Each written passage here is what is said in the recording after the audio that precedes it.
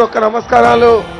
ఈరోజు మన ప్రియతమ నేత మన నాయకుడు జగన్మోహన్ రెడ్డి గారు కుప్పానికి విచ్చేసిన సందర్భంగా మీరందరూ ఇంత పెద్ద ఎత్తున వచ్చి వారికి ఆహ్వానం పలికినందుకు మీ అందరికీ పేరు పేరున ధన్యవాదాలు తెలుపుకుంటూ ఉన్నాను.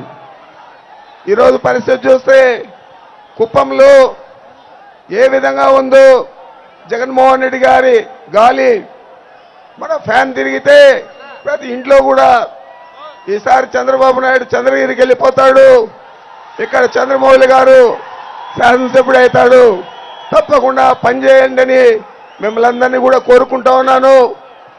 ఇంకా ఇక్కడ చాలా అన్యాయం జరుగుతూ ఉంది.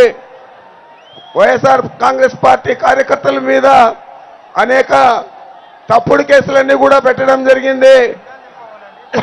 వాటన్నిటినీ కూడా మన నాయకుడు దృష్టికి తీసుకెళ్ళాం.